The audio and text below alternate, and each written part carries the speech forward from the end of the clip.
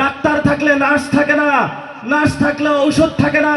9টার doctor 12টার দিকে আসে, 12টার nurse হলো 4টার দিকে আসে। এইখানে নাকি এক এমপি সাহেব আছেন, 10 লাখ টাকা বরাদ্দ দিছে। কত? ও আরো 4 লাখ টাকা, 6 লাখ টাকা বরাদ্দ দিছে।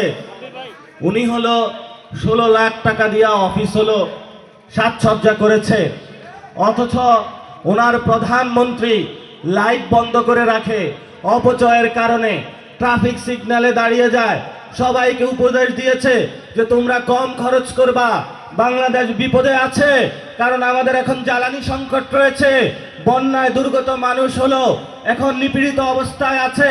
আমাদের এখানে মানুষের লালমনিরহাট মানুষ অনেক উন্নয়ন বঞ্চিত আছে। উনি তো দেখি প্রধানমন্ত্রীর চেয়ে বড় প্রধানমন্ত্রী হয়ে গিয়েছে। প্রধানমন্ত্রী বলে কমাইতে, উনি হলো বাড়ায়, তাহলে তো উনি প্রধানমন্ত্রীর চেয়ে বেশি প্রভাবশালী নাকি? এইসব শেখ মুজিবের পরও চোর বাটপার গুন্ডা যারা আছে, এদের কারণে আমাদের বাংলাদেশের মা মাটি মানুষ যারা তারা বঞ্চিত হয়েছিল, এরা আজকে রয়েছে। এরা হলো নব্য ফেরাউনের বংশধর, যারা জনগণের টাকা মেরে দেয়। বরাদ্দ আসে, স্কুলে বরাদ্দ আসে, যেখানে আমাদের সন্তানদের টাকা মেরে দেওয়া হচ্ছে আর নিজেদের সন্তানদেরকে বিদেশের স্কুলে পাঠিয়ে দিচ্ছে। যদি খাইতে হয় আগে তোমার সন্তানের মাথা খাও, তারপরে আমাদের মাথা খাইতে আসবা।